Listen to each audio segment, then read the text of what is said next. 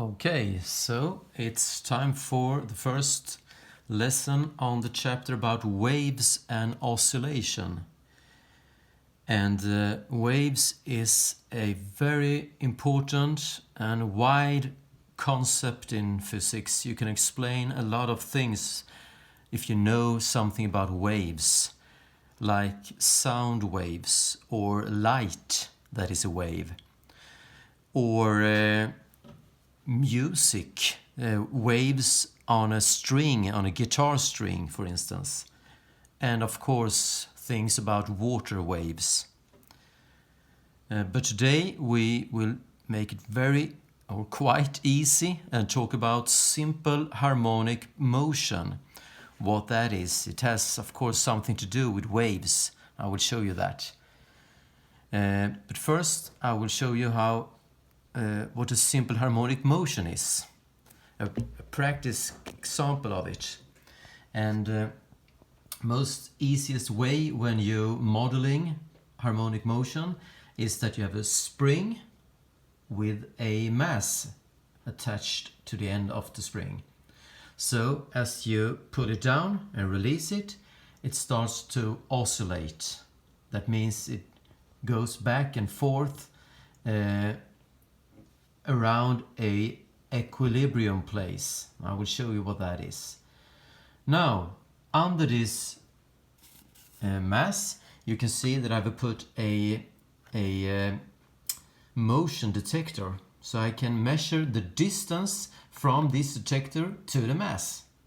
And you will see it on the computer, how the graph that describes this motion will appear.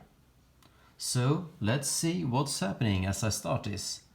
So I'm starting the measuring here, and you can see the detector and the mass.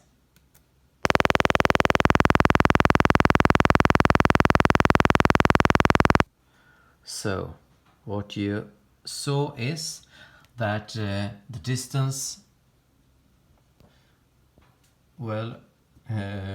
changes all the time, and in a very beautiful pattern actually. It's a sine function that describes this motion, or a cosine function is the same.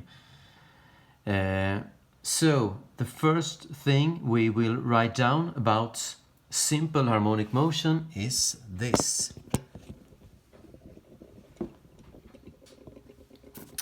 So, simple harmonic motion, or SHM, that's the acronym for simple harmonic motion, is this. Could be described with a sine function.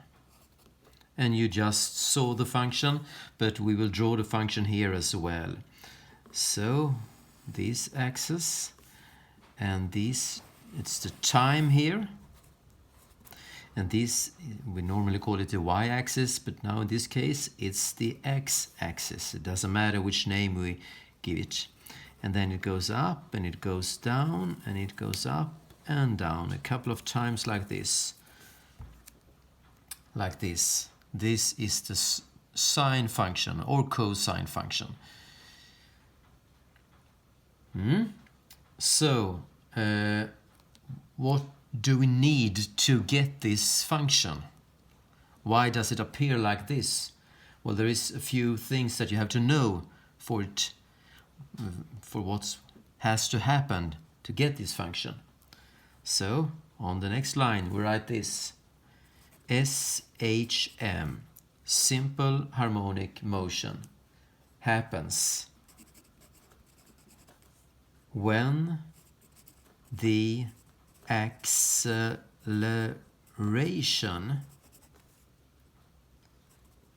is caused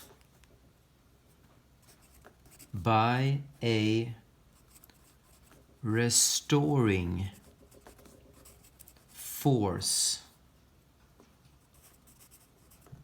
that must always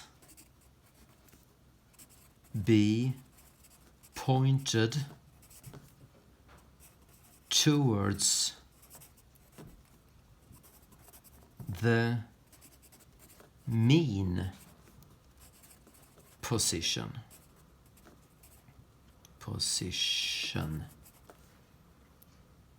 Medelvärde, or jämviktsläge in Swedish. And also proportional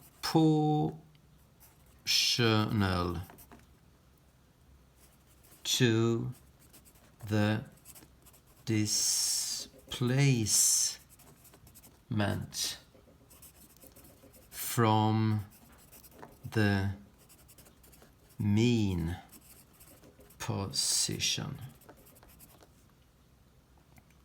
Now, what does it mean? So let's look on the mass at the spring again. So you see, after a long time, the mass will stop like this because we have friction. And this is called the mean position, jämviktsläget. And you can see it on the sine function. It's a line between the top and the bottom position. And you can see it here on the paper. It's a line that the t-axis goes through. So it's the same distance from the top to the mean as from the bottom to the mean. Now let's see. When the acceleration is caused by a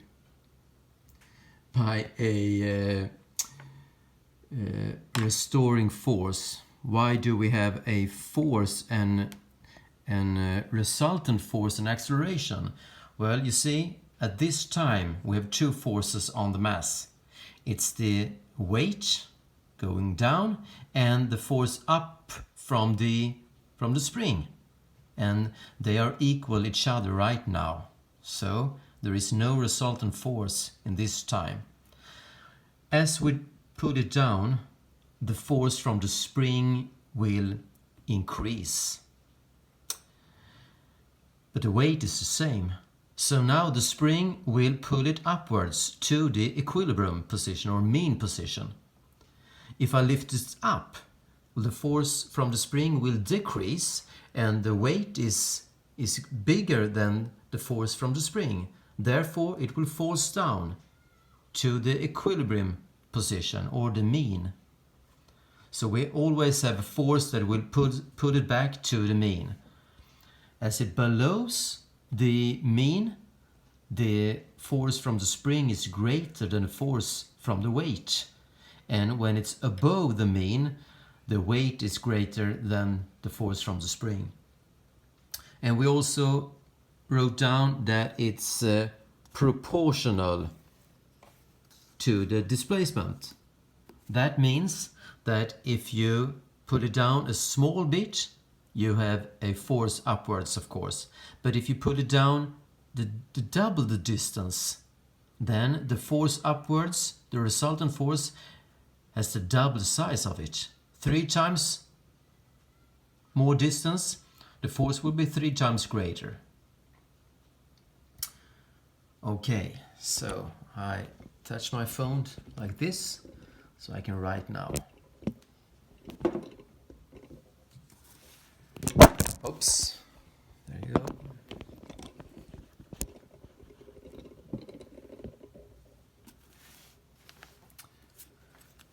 So we have to know things about this. Well, you can see it looks like a wave, a water wave now. And there are things that we can say about the mass just looking at the wave here. And you will learn it today. First of all, the distance here is called the displacement.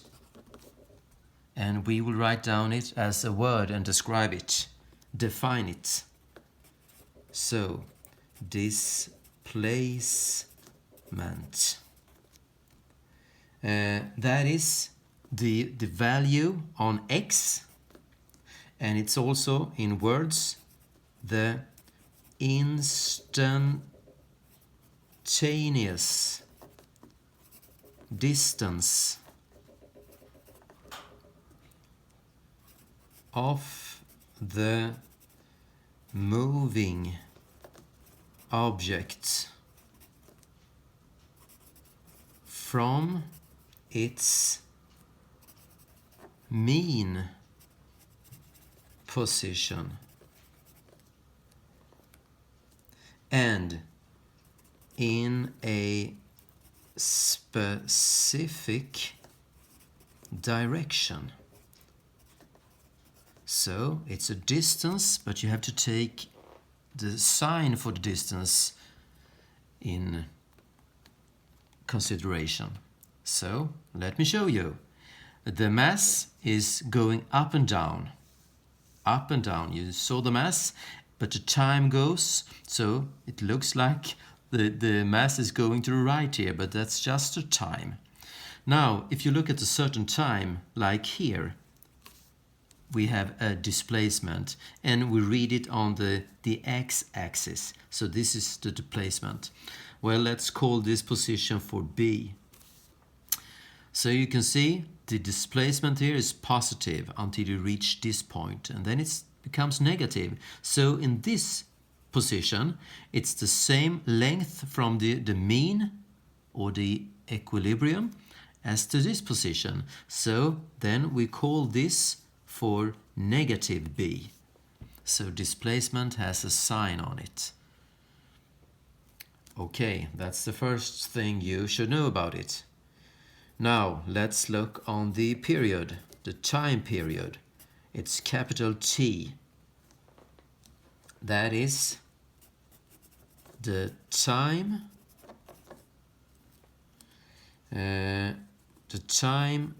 taken for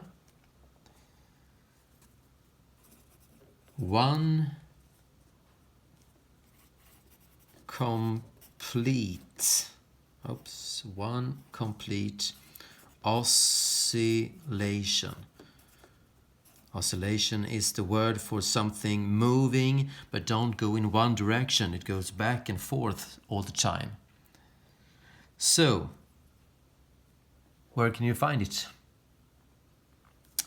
Well, if it starts here at the mean or the equilibrium, then it goes up and down, and we are back at the same position here again. So this time is called the period time, and this is the time that you're measuring it for. But also you have the time, the period time between two tops of the wave. Here you can find the time like this, and you are measuring the time in seconds. And displacement, the units for it is in meter. I forgot it here, but now you know it. Okay, we also have the frequency, small f, like this. It's the number of complete oscillations per unit time. That is, if you have one oscillation like this in 1 second, then the frequency is 1. If you have 2 oscillations in 1 second, if it's 1 here, then the frequency is 2. And so on. If you have if you in 1 second just reach this point, then the frequency is a 1/2. So the frequency, you can calculate it if you know the time period. It's 1 divided by t. So we see that the units for frequency is per seconds, or it has a unit for its own. It's called Hertz, after a German physicist. So we can see that if the time for one complete cycle is 2, then the frequency is 1 divided by 2. Okay, let's go on and look on the amplitude. Amplitude is A, and that is defined as the maximum displacement, and it's also measured in meter. And on our curve you can see the amplitude here. You read it here. We also have a negative value here, negative A. Now this is the displacement, but the amplitude, we just take the positive value for it. So it's the magnitude of the positive value. So this distance is the magnitude, or this distance is the magnitude. It's the same thing. And finally, we have angular frequency, or omega, and it's defined as the angle that's it's been turned around in a time t, and the time is a constant, it's the period time. So it's 1 motions 2 pi. You think it has to do with circles, but now it's just 1 motion, 1 complete circle, even if it's not a circle, because the mass is just going up and down. So when it has complete 1 circle, we say it has gone 2 pi. And then you divide it by the time for it, or you take 2 pi and multiply it with the frequency. It's the same thing, since the relationship between frequency and time looks like this. And the unit is radianer per seconds, like this. Okay, that's all for today.